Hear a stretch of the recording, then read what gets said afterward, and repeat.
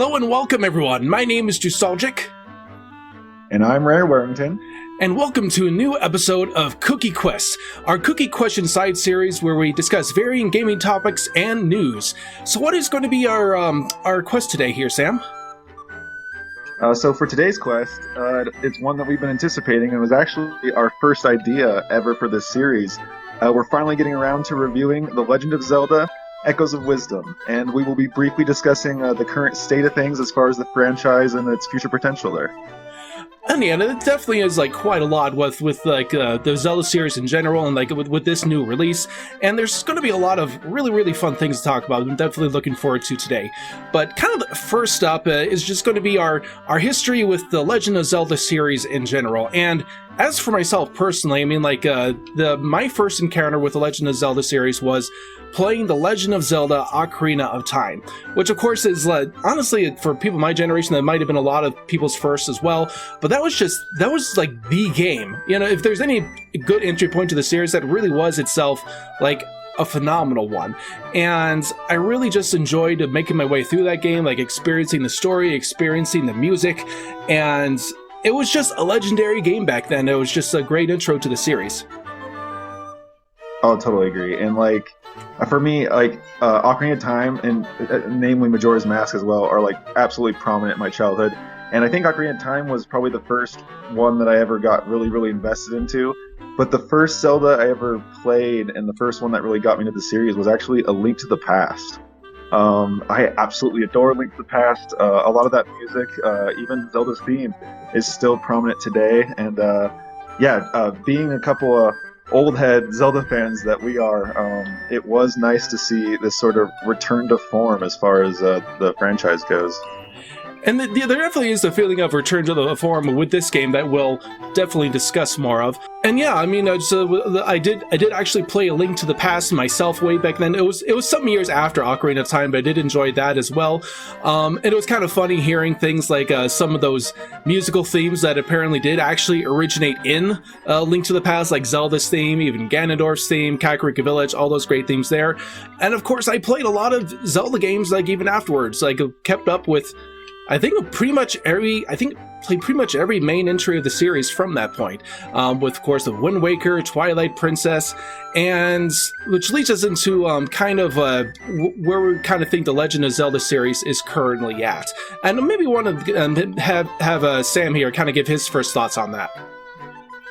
Yeah, sure. I mean, that's one of those things that of many that you and I can relate on, especially as far as gaming, Drew, is our past experience with the franchise. I believe I've played every mainline Zelda. I haven't played Phantom Hourglass or Spirit Tracks, but every other Zelda I've actually gone through and loved the series. And as far as the current thoughts on the franchise is how it's going currently, I think it can definitely be said that Breath of the Wild was a substantial success for Nintendo and the Zelda team. I believe selling nearly 33 million copies, and that is completely trumping the past record of Ocarina of Time with, I think, just under 9 million. So no doubt and no question that right now Zelda is more successful and more known than it has ever been.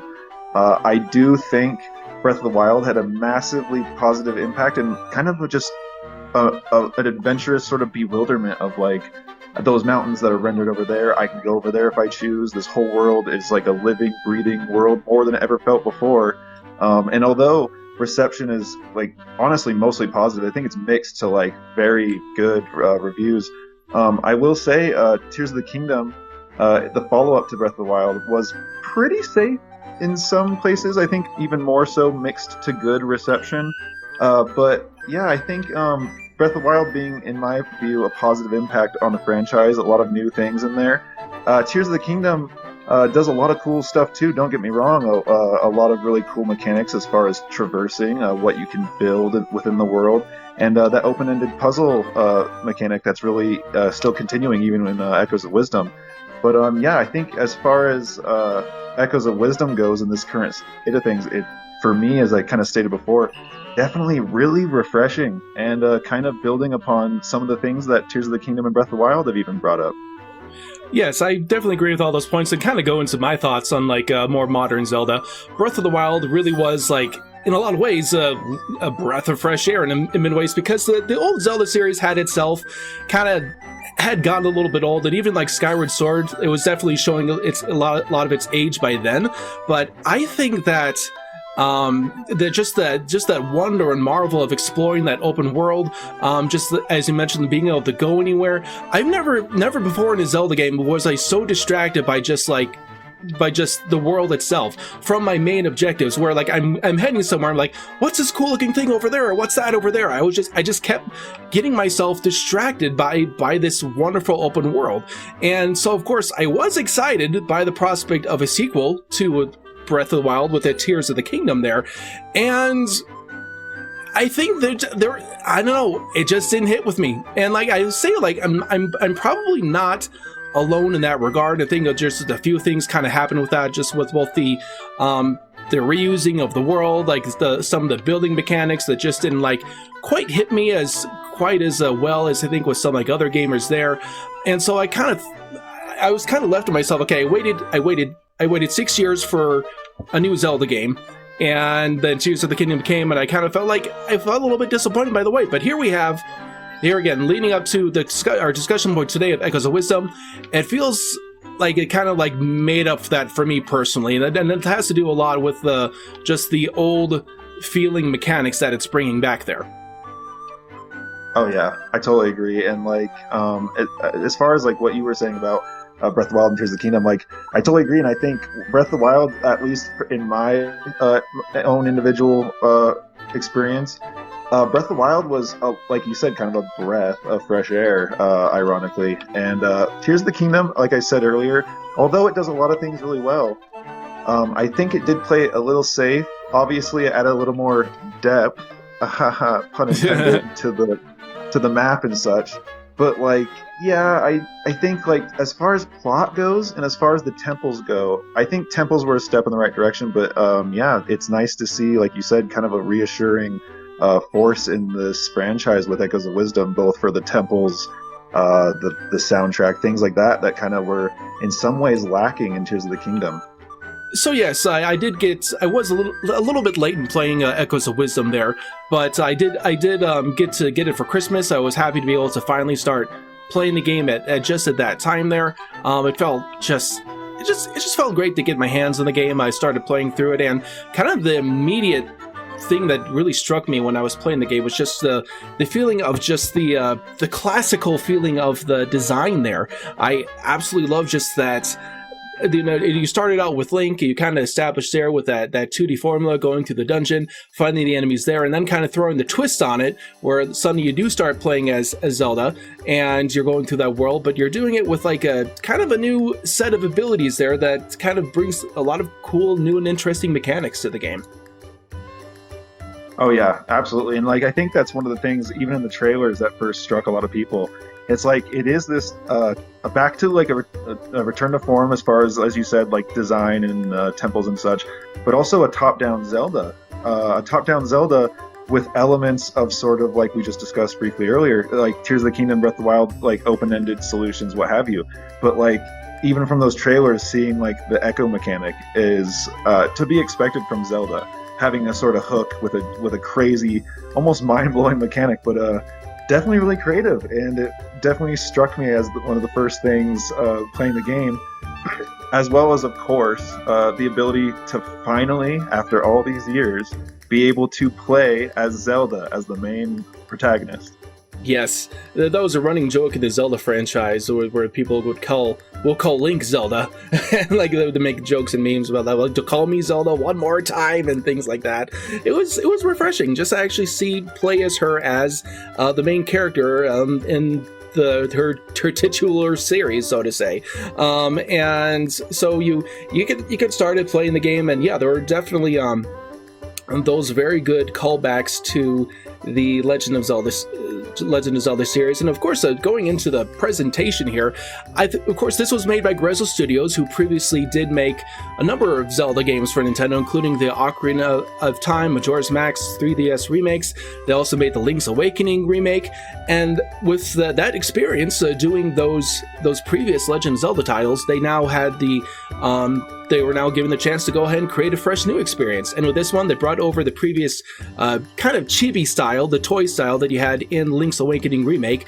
And I think it works very well for this game. And you have a number of characters, especially like from the Ocarina of Time days, that are brought from this that really just look really nice in that chibi style. I totally agree. And like bringing up Grezzo, yeah, man, like from A Link Between Worlds to doing the two Nintendo 64 titles, both excellent remakes for the 3DS, and then more recently Link's Awakening for the Switch. Like Grezzo just seems to be, especially as you said with their prior developer experience, seems to be really in touch with like what it is that makes Zelda special. And like obviously working closely along Eiji Aonuma and the Zelda team. They really seem to do great work, man. And certain things that they've brought from both the Zelda team's work and even from their own work, like the temple designs that they've become accustomed to remaking those games, and even the 2D sections. If you've ever played A Link's Awakening, the 2D sections being like kind of in a clever way brought into Echoes of Wisdom. I thought that was kind of cool that they kind of continued the relevance of those little 2D sections there. Yes, I did notice that, and I haven't played through all of Link's Awakening before, but yes, I definitely do remember those 2D sections, and the 2D sections are very prominent in Echoes of Wisdom, both just the overworld as well as prominently within the dungeon design itself. All of it is just presented very much in that classical Zelda style. We did also, of course, want to mention the overall just the graphical look and performance of the game, and we think I think it's overall a great looking game, and especially with the art style and such. There definitely are some performance hikes here and the dips here and there though, and it seems a little bit inconsistent overall. Sometimes it's there at 60 FPS, sometimes it's there at 30 FPS, but sometimes it just feels like it's all over the place, especially in the overworld and with different cutscenes. And I don't necessarily mind occasional frame dips and things like that, but it just feels like it's all over the place, or maybe it should have just been capped at 30 FPS. It just made the inconsistency of it that like I did notice a little bit with this game. You know what you said, I mean, and Arlo I think touched upon that exact fact, but you said exactly everything I was thinking as my next point completely well, man. Like honestly, I think it's like one of the few things, and like for me, as you just said, it doesn't quite hinder my opinions of the game, but definitely to echo your sentiment, the echoes themselves can get a little overwhelming for the game running on Switch. It seems like there were times where if you're given a lot of enemy NPCs in the area and you yourself spawn, like say a bunch of keys, like the bats or something, the game will start to struggle a little bit. And I think I might agree with like seeing the dips happen. There is a level of inconsistency that I suppose could have actually been kind of ironed out if they had maybe just capped it. But maybe just with the recent news, maybe it'll perform better. Not that it's an excuse, but maybe it'll perform more consistently on the Switch too. Some news, you say? Is there news regarding possible updates for Switch 1's games? At least from what I assume, this is all rumors, and then people assuming, and such as myself, but just that there's a good chance that since we already have the news about backwards compatibility, there's a good chance that much like how Xbox does currently, that some past Nintendo first-party titles might run better, and most likely will run better, or even get updates for the next Switch, but remains to be seen. It definitely does remain to be seen there, but yeah, I think there's also, of course, here in the overworld, and I'm just using a little bit of gameplay just as footage, and even as I'm just playing right now. I mean, even as you go to different parts of the overworld itself, it just occasionally dips. When you go into more enemies, it dips there. But yeah, just like it just switches back and forth randomly for kind of no reason at all. But that's honestly still a very minor quibble about the game overall, which just still has a very, very just pleasant, pleasing look to it with its overall strength and its art direction there. Oh yeah, and like you said, like talking about its art direction, and like you brought up briefly earlier, it's chibi style. It almost is a service to the plot in a way. Like it almost balances out the aspects of the games. To elaborate, like for instance, this is a game where like when rifts open up, one of the main plot points the antagonist is causing over the land of Hyrule, But when those rifts open up and people get sucked into them and kind of, as they say, lost, and like as it's been elaborated in the game, the people eventually completely vanish, completely, in like a creepy sort of void that's like reminiscent of sort of like the Twilight or even like the depths, like the holes in the Hyrule in the past. But like it's genuinely unsettling, man. Like it has a story that's almost on the level of like Twilight Princess, but having it in this chibi style almost sort of like balances it out where it's like it's more digestible in a way.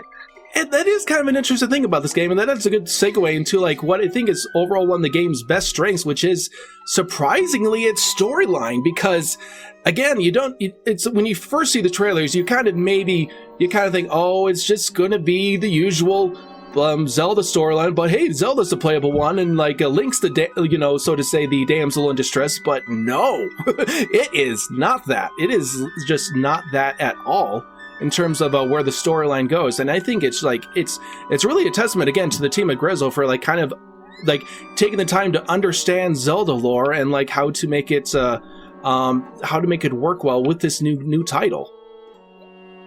Oh, absolutely. And like, yeah, like you said, like the plot and it's definitely one of the strengths of Echoes. Like I was actually pleasantly surprised. And like you said, it was sort of like, okay, well, Zelda never really truly just bad and rarely even disappointing at all. But like the plot sometimes is like, okay, well, we'll get what we get and we'll see how it goes. But yeah, the plot was not only not playing it safe, as so many people had thought, myself included, but just one of the biggest bits of this game that are really just a positive. Absolutely. And to go into like, before we do move on to like things we absolutely love and stuff, one of the technical bits that I do have as a criticism point, and it did kind of, in my opinion, I think it kind of carried over, almost copy and paste from Tears of the Kingdom, but just the Echo scroll wheel it's a little bit of a hindrance as far as like smooth gameplay. Like it's just a little cumbersome, I suppose. Like, and I would definitely advocate for people playing this just to open your notebook or your pause menu, as it's an easier way for Echoes that you haven't had recently. But like, besides the presets for the Echo wheel of recently learned and recently used, that was one of the more cumbersome aspects, I think, was just the giant Tears of the Kingdom style scroll wheel for the Echoes. Yeah, I mean, you look at the Tears of the Kingdom, it's just the arrows, where it's like you could attach an item, like every single item to the arrow, but it's just like one long giant line, and you could use like filters, and even like have just the Echoes menu up here right now, but like it's just, you could do some filters like most used or last learned or like the cost of them, but so many times still, time and time again, it's just like, where is that one? Where is that one? I oftentimes just go specifically to the type one, because I know that one is like consistent, and like it kind of, okay, about where was that thing in that one big giant line, and I just kind of go with that a lot of the time, because I just can't remember it all. But yeah, that is definitely a pretty valid, I would say pretty consistent points of criticism about this game. It's just like, maybe just a better organization overall there. That definitely would have been better for this game. Like, I even thought to myself, like, can't they just assign at least one or two other buttons to the Echoes? Like, like every other Zelda game, like assigning your items, just maybe assign a few of your favorite Echoes, and you can kind of have it quickly do them. And then if you need to change them, you can maybe go to the long menu then. But maybe just a few other shortcuts would have been very good. And maybe like reassign some of the other controls to some other different buttons. I think that would have served the game really well. No, I agree. That's actually a really good point. Like in the past, given, of course, Echoes, you have an immense library. But yeah, having like presets, or at least having like maybe a more customizable, like you just brought up and like we both said, some of those preset, like recently used and what have you lists are nice. But to have a more customizable preset wheel would have been, I think, beneficial to the game as well. I think I did want to bring up maybe one I thought of, like even before previously too, and that was maybe there was a slight feeling of just with the general structure of the game, which was, you go to a region, you clear some rifts, you go to a dungeon, you clear some, then you go to the next one and do the exact same thing. But the variation with it still like makes it good, but there is maybe a little bit of that repetition to like the general structure of the quest there. Okay, yeah, I I could think, totally agree there. And I will say, and you probably played enough where you know this is prominent in, like, say, Tears of the Kingdom, but like just kind of the repetition of like, and actually in Tears of the Kingdom, it was almost a huge offense. It was like the same cutscene, the same dialogue, which each with each individual, what are they called? The champions. yes, But like, yeah, just like the same dang thing every time. it It's like I was. get it.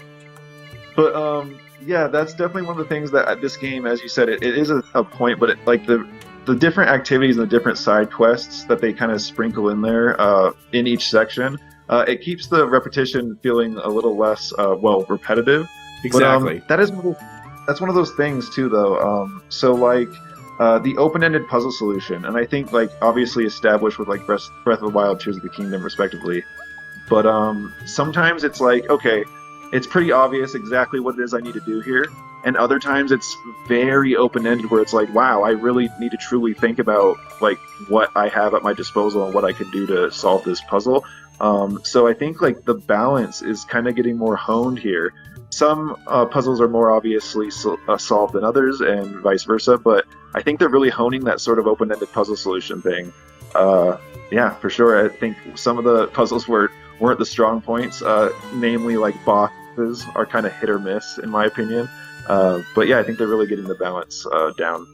That was one thing too I really enjoyed about playing with Echoes of Wisdom, was just that feeling of with like especially with Tears, it just kind of felt like we're going to give you this this set of skills, and you basically had the same set of skills at the beginning that you used throughout the entire game, and all the puzzles can be solved with that same set of skills, and that just, it felt like there was no progression. It felt like there was no like new exciting skills to discover along the way. At least with Echoes, they found a way to have it both kept puzzles where you can kind of figure out your own solution, but they keep giving you new echoes. They keep giving you new things to discover that you can play around with and come up with like more different solutions. So it at least made you feel like you were progressing and like getting more of a variety in the gameplay mechanics there. Yeah, absolutely. And like also it kind of going back to that feeling of like if I go into a temple, I will fight like Shadow Link, like the Echo Link, and like I will earn one of the pieces or one of the tools, equipment that the main hero who's captured currently uses, so that I could use it myself. Or like even like the second temple giving you like the binding. It might have been the first, but I think it was the second. The binding ability, like just to bind to things, very Breath of the Wild-esque, but just kind of that sense of progression where like each temple you're sort of gaining more, seeing how you change the world more, seeing how you help different individual creatures and species more, and earning more things. I think definitely helps the sense of progression in this game as opposed to like Tears. And I wholeheartedly agree with that. It's just that, again, just overall that sense of progression there.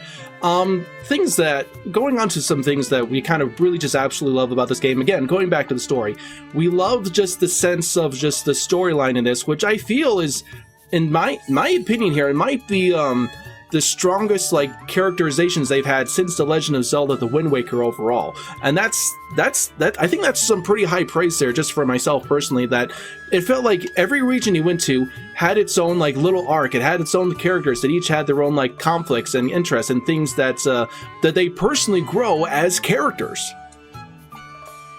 oh yeah, and I think like that is one of those things that like throughout all the Zelda games, like some of the character work, it might not always be super prominent in the game, but some of the character work is just like so good. Like definitely one of the main points of interest for me for the series.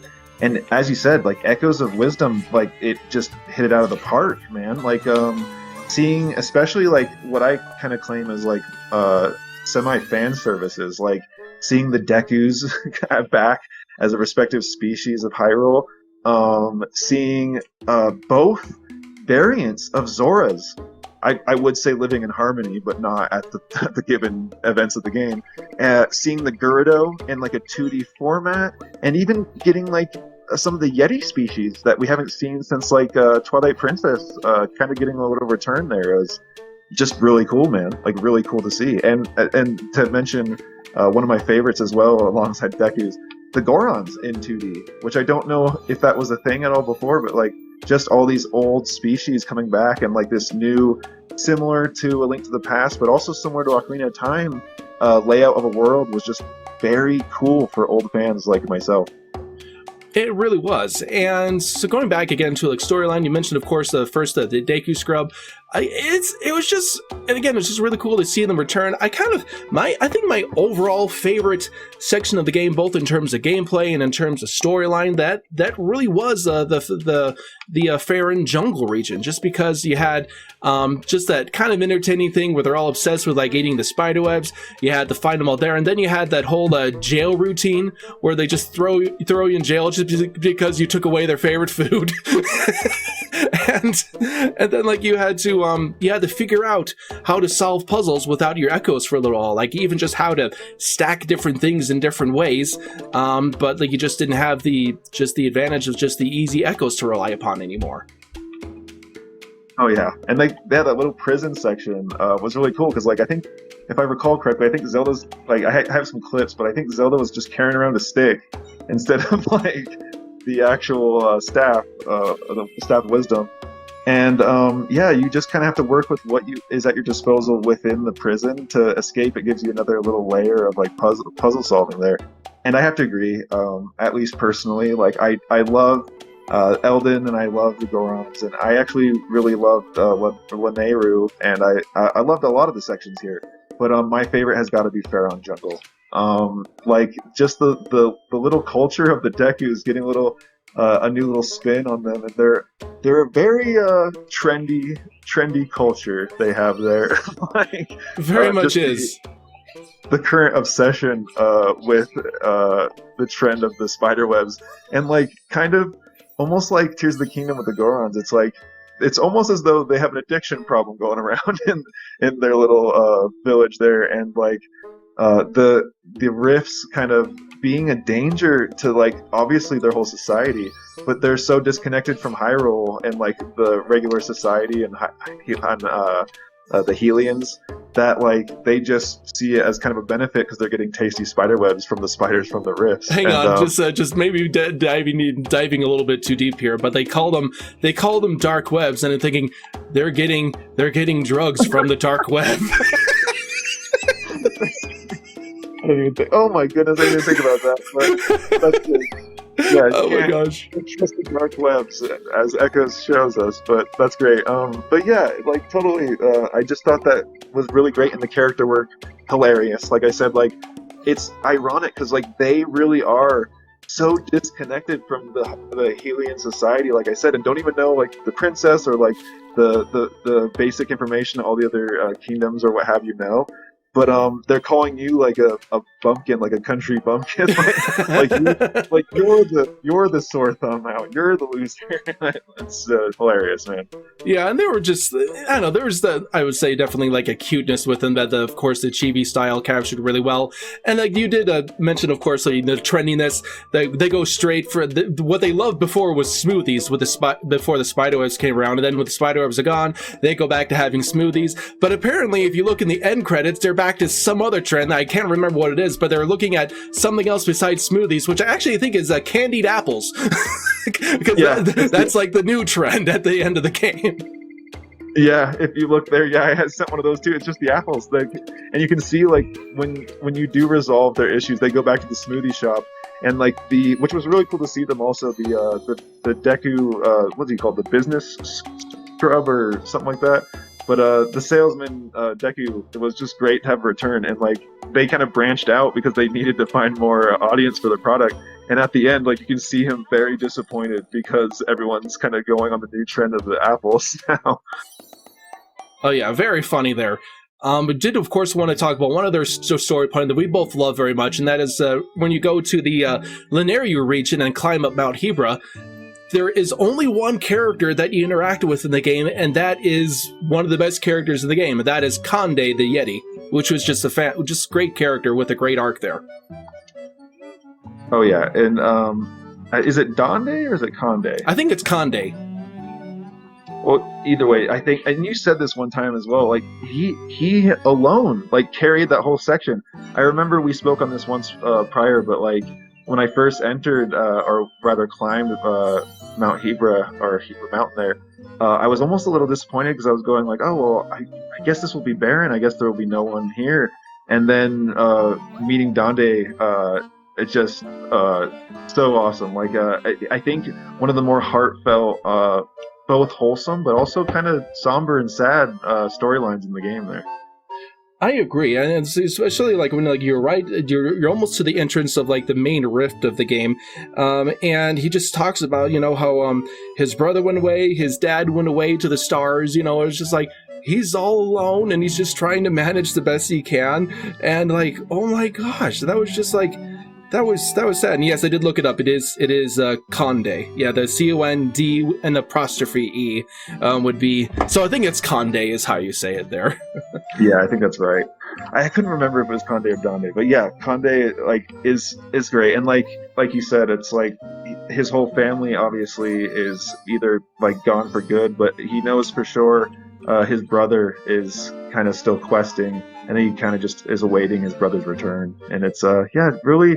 He's just a really innocent, naive, but very wholesome character.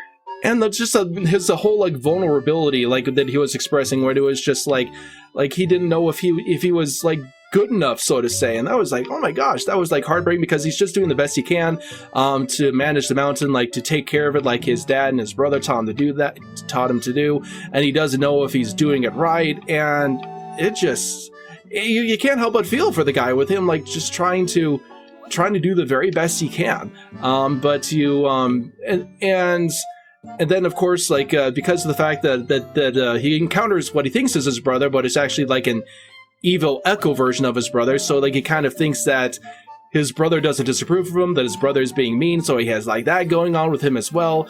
But then you heal the rift and he's all happy and he does his little happy dance and you feel pretty good at the end there. Oh yeah, and like that was definitely one of the more like heartfelt like characters. But yeah, feeling like his little misconception of that boss, that Echo evil Yeti being his brother. Like yeah, definitely, just like you said, heartfelt and super sad. But like, and you brought this up, but there is a little closure once you do finish that ice temple, and in the credits, which I will say one of the more positive things, one of the best credits, one of those credits for Zelda where like they're also hit or miss, but getting to see a lot of closure, seeing where like what the characters are currently up to, and one of those instances was seeing Conde's brother return in the cutscene, or excuse me, the credits there. That made me really, really happy too. Just like seeing that at the very end, where it's just like, okay, he's gonna be okay. Because that was the one thing where it's just like, I wanted to see that resolution like at the end of the quest, and to see him come back and stuff like that. So you kind of wonder, you're like, is that going to be a thing or not? And I will add, of course, like the credits, it felt almost like a mixture of what you saw in like a Majora's Mask, and I would say even A Link to the Past, where you see like resolution with the characters all at the end there, and it just felt like very good and positive there overall.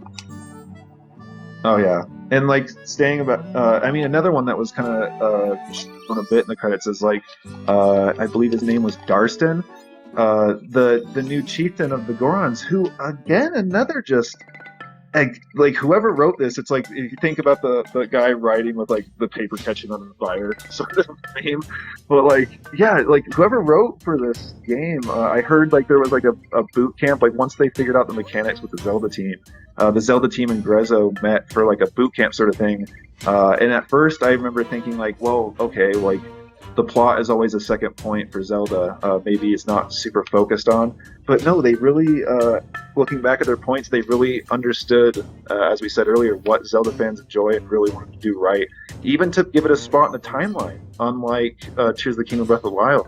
But yeah, Darstan is one of those other ones where like his father, we don't know how, but has one way or another he has passed away, and Darstan, just being kind of like a young Goron, is now thrust into this opportunity and this responsibility of being the chieftain for his people. And like just seeing the character arc there of like him kind of completely going off of like what his father like did. He had to be exactly like his father, kept comparing himself to his father, kept kind of going off of his nuggets of wisdom from his father. And patent pending. I mean, that's honestly like that's a Burger King tie-in right there, or something like that. nuggets of wisdom. But yeah, I know, heck, that's a missed opportunity. But anyway, but yeah, like just having him develop as a chieftain and as an individual, just accepting himself, accepting that he's different than his father, accepting that he has a different style of leading, but that he can find faith in himself and newfound confidence that he can actually do so. Especially for like kind of my life context, Darstan with his lost parent figure, like man, it was really pulling at my heartstrings and like really great. We can probably go into some other things, like obviously you had talked to me briefly about, I believe their names are King Drad and Queen Kishara, the Zora people there. Yes, and I did want to, of course, talk about that. But going back to Darstan there, I loved his arc as well. It's just like the kind of thing where like, okay, I need to do things the way my dad did, and he kept obsessively looking at his book. Okay, what nugget of wisdom can I use for this or that? And he kept looking at it over and over again, and he was like paralyzed by just trying to be like his dad. And then he realized that like, yes, I've learned many things from my dad, but I also need to learn how to do it myself with my own unique set of skills. And I loved how like he came to realize that he had his own unique set of skills, like when he would like mathematically calculate how he needed to hit the boulder so it would crack, and just things like that, which is like, you're very smart, like use those smarts to your advantage in how you lead. And then he realizes like, okay, I've memorized all these anyway, and he literally like uses the tablet of all those nuggets of wisdom and uses it to break the stone. That was just fantastic visual storytelling right there. Oh, absolutely. I sent some clips for those that I got as well. But like, yeah, he realized in the end that he was the Burger King and he could truly have it his way. Precisely.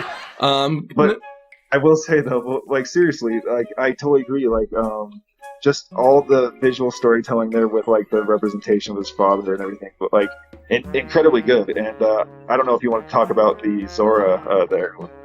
Yes, the Zora themselves, which again is just great that they even like just had the thought of like not just have like, you know, like a one type of Zora. Like in Link to the Past, they had the what's now the River Zora. They just had those kind of Zora. Then Ocarina of Time, they had the new ocean type Zora. But then they thought, okay, let's just make them two different species. You know, one living in the river and one living in the Zora.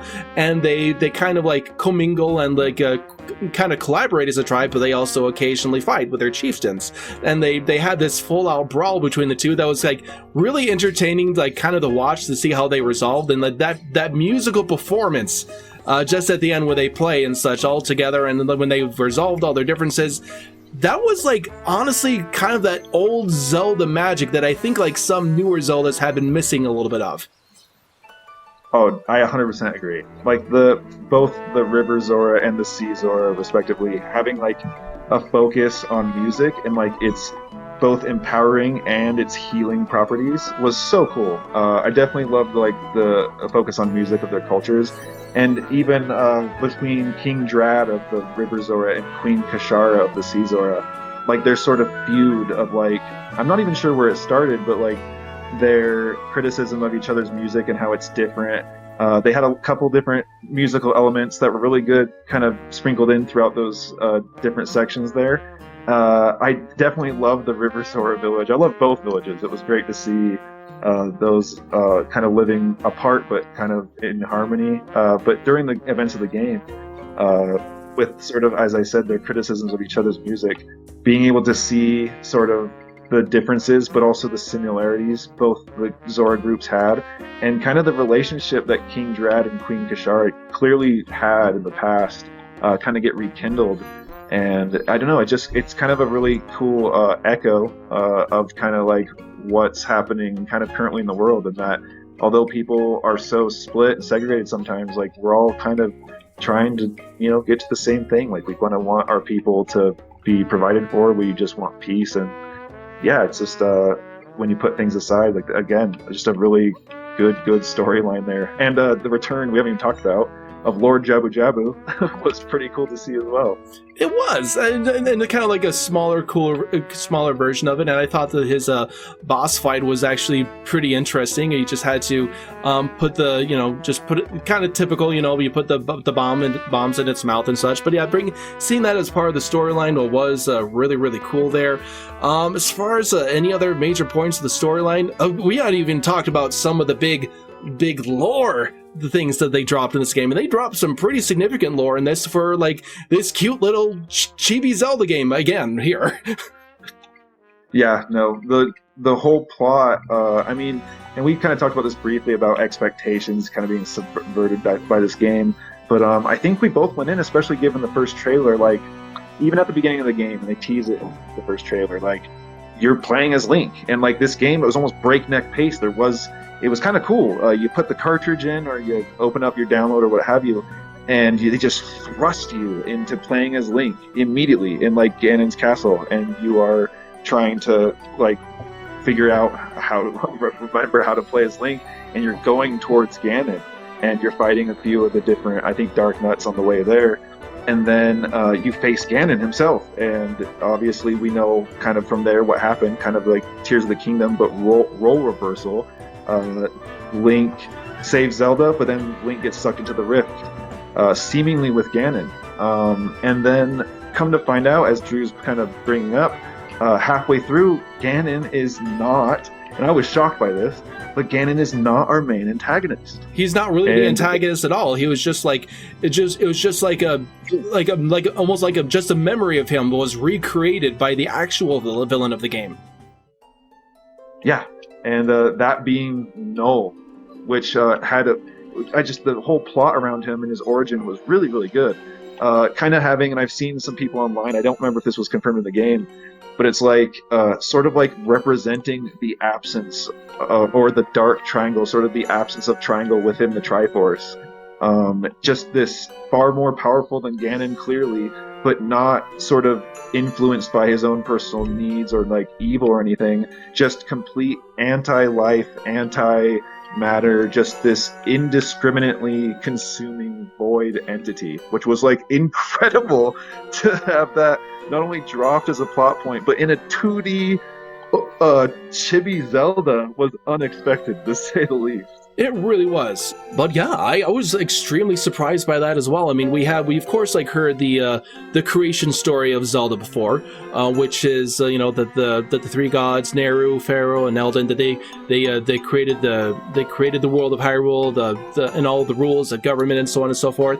This game kind of explained why, and it was literally made to contain the being of Null, and the being of Null itself was just a nihilistic being that even when again just kind of like really dark, or just think of like beings that would try to come up and life would spring up in existence and it would just eat it and destroy it, and so like nothing could live where it was. So the gods couldn't have that, and they created the world of Hyrule to contain Null itself. And again, just thinking about the game misleads you into thinking that Ganondorf is the villain, of course, but no, he's just an echo created by Null. And it's kind of funny to think that Null is in and of itself capable of destroying things, creating things that were, but only for the purpose of further destruction. So it's like, yes, he can create, but his intention is like nihilism and destruction of everything. Yeah, and that's one of the craziest things, again, so unexpected from especially this format of Zelda.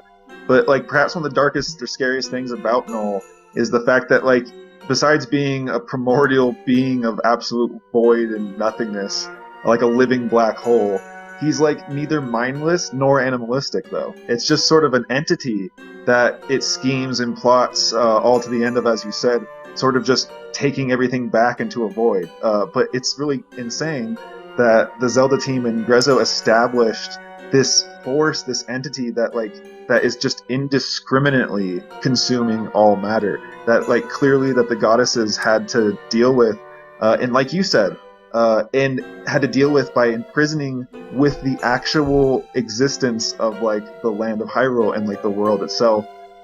Is just really, really, really cool. and definitely one of the cooler aspects of this game for sure. Definitely one of the things that I would say is a highlight for me personally. That certainly is, and I think we've had a good discussion surrounding the story. And I'll just add itself, of course, the King of Hyrule himself was very solidly characterized in this as just a caring, loving father. I always thought, like in Tears of the Kingdom Echoes of Wisdom, he's like somewhat of a jerk. Of course, he was great in the Wind Waker, just his whole character arc there. And they brought it back here as just like a much more kind and loving paternal figure.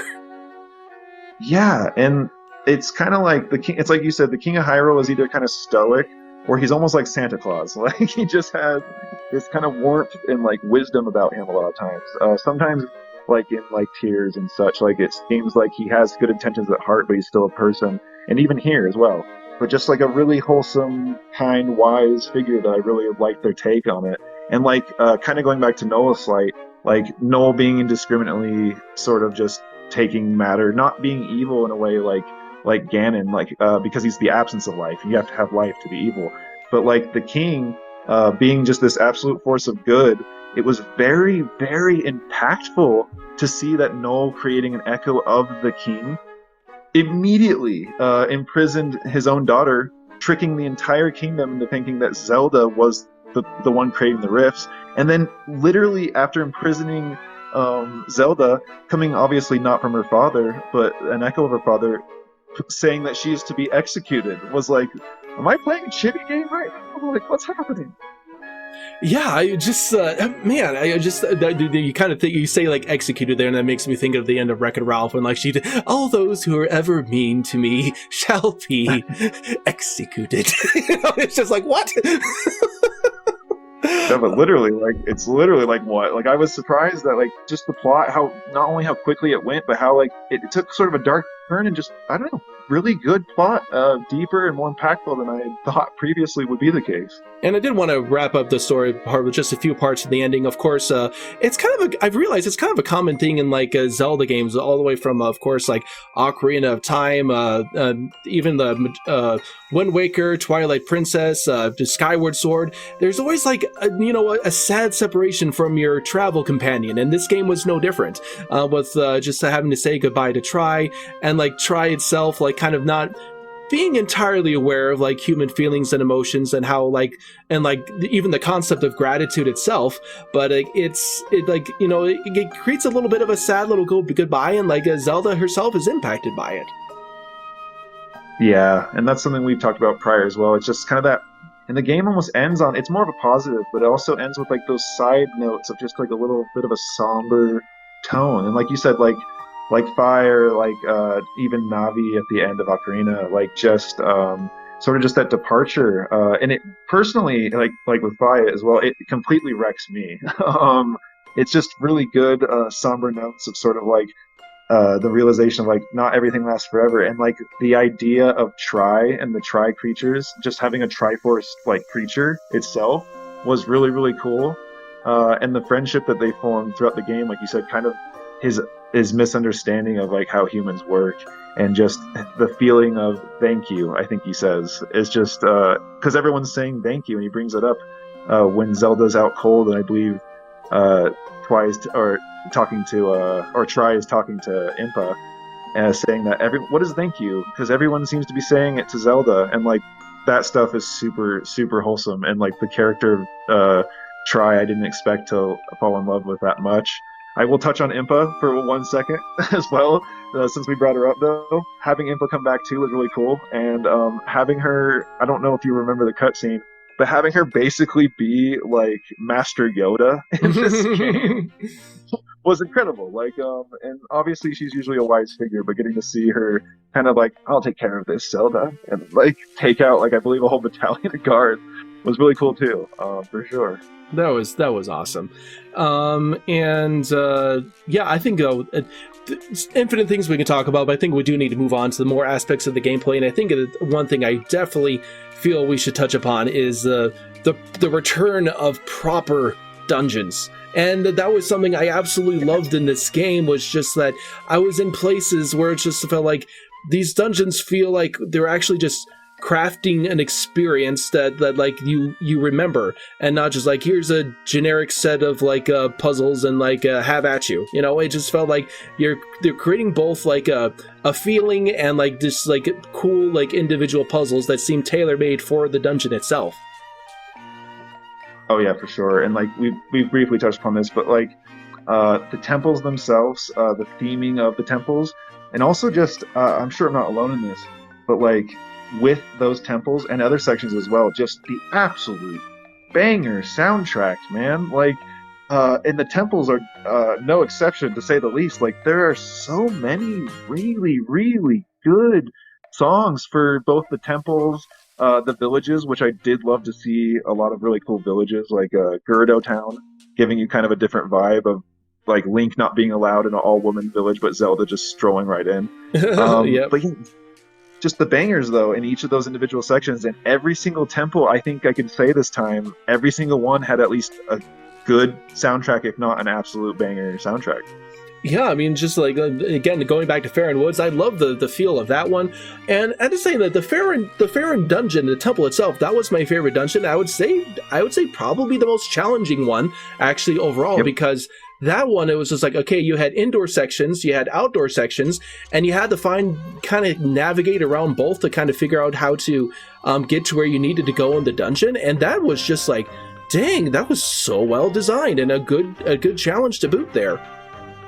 Oh, I agree. And like, yeah, it's like that was, I think that was probably my biggest challenge as far as a temple or dungeon goes.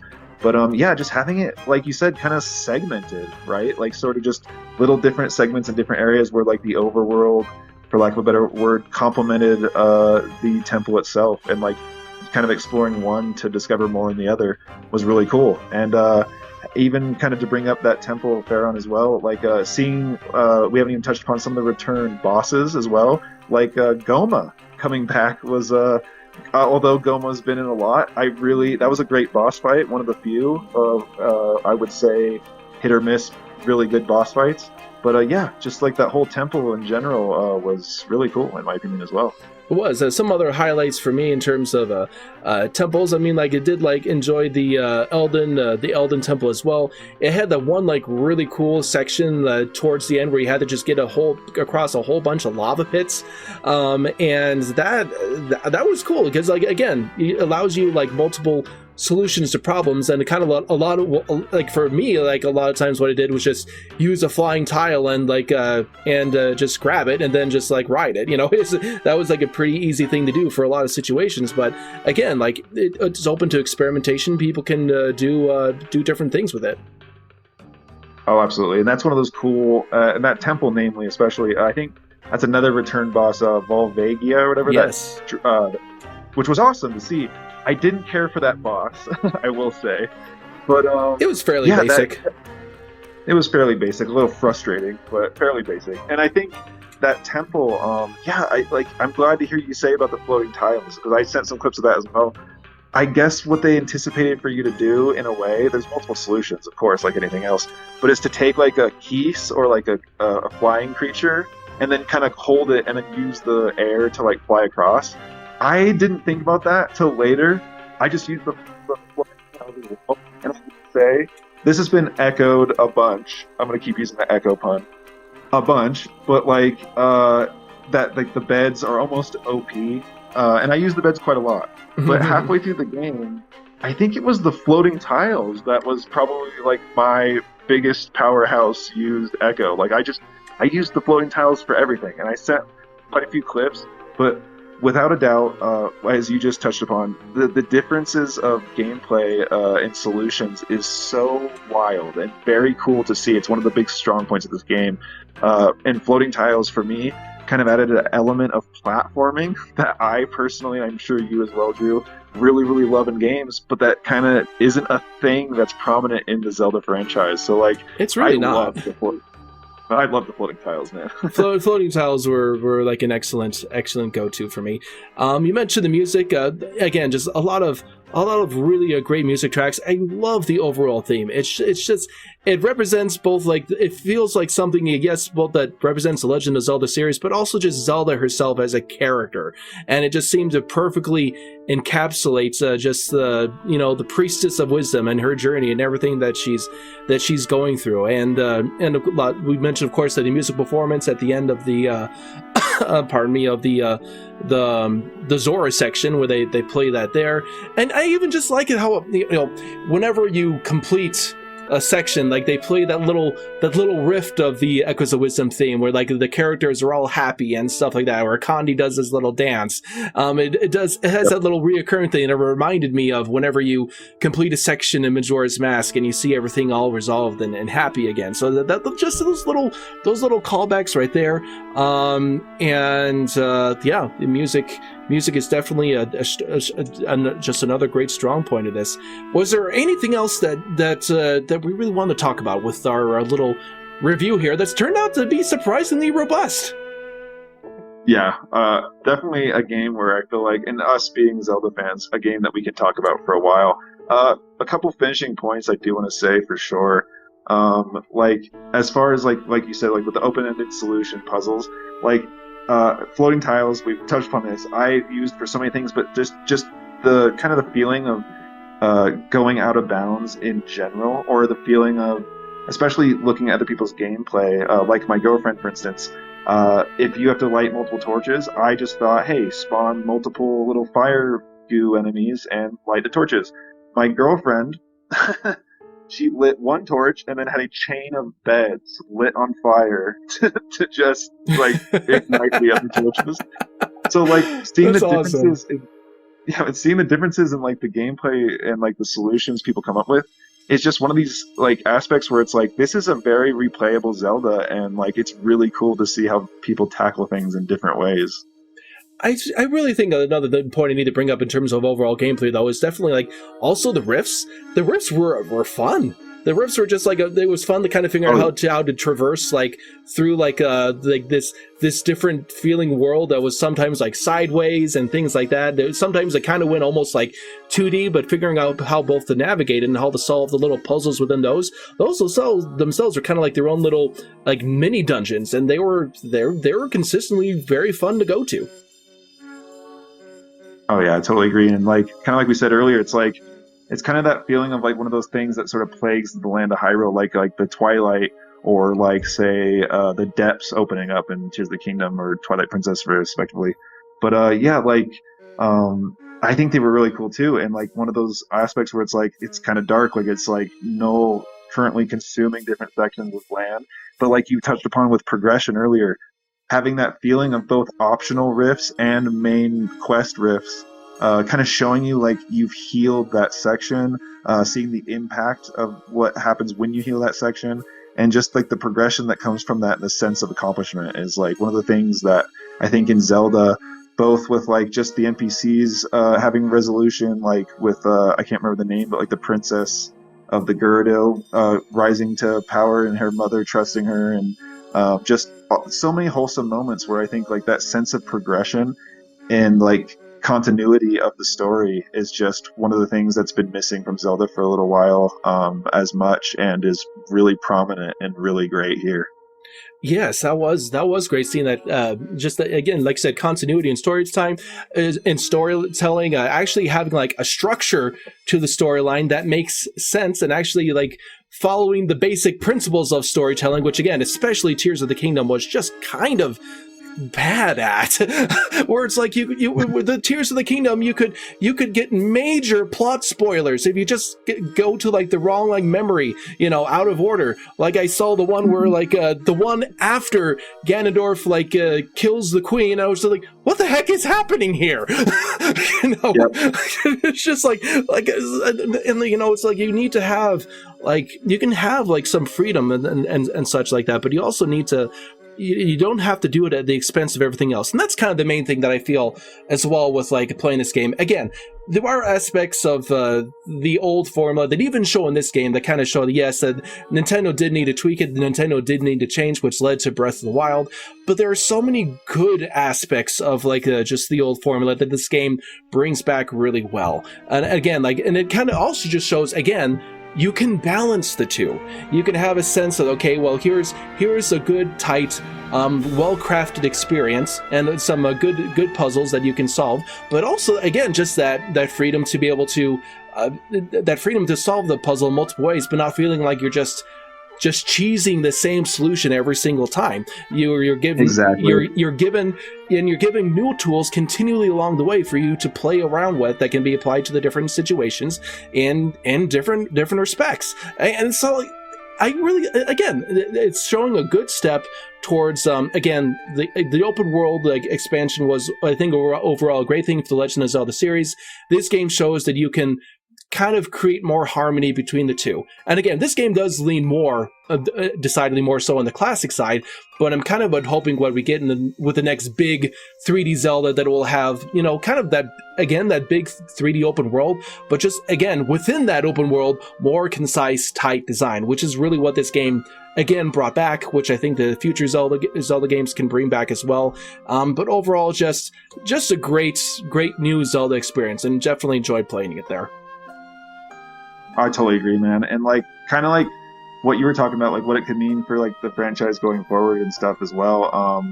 I think, like, as you said, it's like it's more concise storytelling. Like in Tears of the Kingdom, as you touched upon, it's like seeing things that are major plot points out of a chronological order can really like kind of tear apart the experience sometimes in experiencing the plot, in my opinion.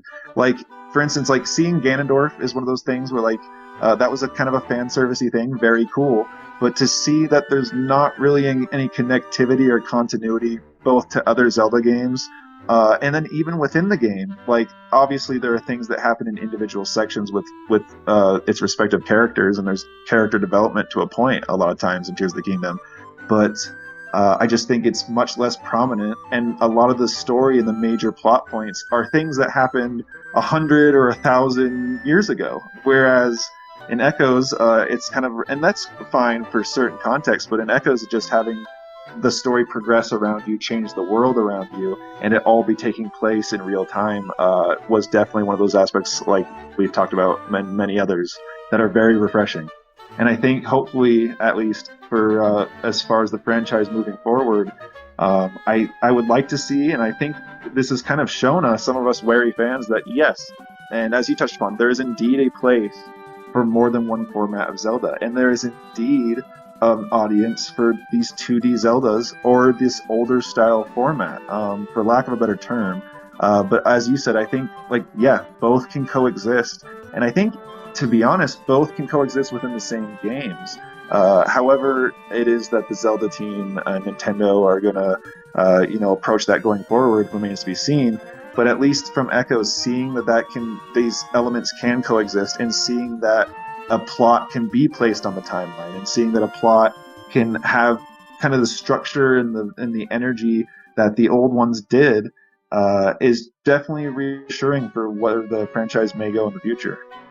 All right, all excellent and great points there. So, kind of giving my overall thoughts on just my overall take on Legend of Zelda: Echoes of Wisdom, comparing it to the previous Zelda games and kind of what it does, and hopefully for the future. But just my overall experience with it, I would give it a I don't know. I'm kind of somewhat between a 8.5 and a 9. It only kind of wore down a little bit with like the formula of it, like towards the ending part. So it's just, I kind of felt like you go to an area, you solve rifts, you then go to the dungeon. It kind of felt slightly repetitive after a while. But again, that was like kind of that. I really didn't start feeling that until like some of the later points, which was kind of getting to Elden Volcano, like which was my very last area before the final, the climax there. I have to actually touch on the climax climax itself, because like the climax was awesome. That final boss fight with like Noel, that was like, it starts out feeling like I don't know about this, it's just kind of like standard, but then it just keeps escalating and keeps escalating, and you're fighting there with Link and cooperating with Link, and it just like, it felt cinematic and really, really cool. Oh yeah, I totally agree. That build up at the end is really good, and Nolan entirely was really good. And like even right after that boss fight, as we touched upon briefly earlier, just sort of like the established, or rather, the established point that there is no need for Tri and his species right now, and him saying like, yeah, like we brought up earlier, like we have to separate, and we'll go to slumber with the goddesses, and like.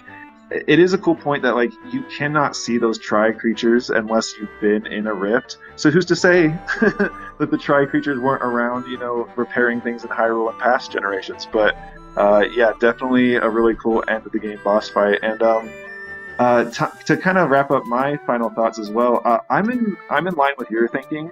I was kind of going between an 8.5 and a 9.5. I'm biased to many elements of this game, but really personal enjoyment, like refreshing new things, plot, music, mechanics, all variables there. I would say like I would have to give it a solid 9. Like obviously there's some things that can be ironed out, both in mechanics, puzzle balance, and performance. I think all around, like the echoes, maybe a little over cumbersome with the quantity, but I think everything in this game was so well done. And yeah, I would have to say a solid 9 for me, and I'm hoping that this is kind of a tell sign for the future of the franchise. So guys, that's going to be the end of our video review of The Legend of Zelda Echoes of Wisdom. This is going to be like our second episode that we've uploaded to the channel. We wanted to again thank you all for the support just for the series previously when it was over on the Nostalgia channel, and for the views and the likes and the new subscribers from the first episode we posted of the Nintendo Switch 2 reaction, which of course you can check out on our main channel there. If you enjoy this kind of content, be sure to go ahead, drop a like, subscribe to this channel, and you all have an excellent and amazing day. Bye everyone! See you guys.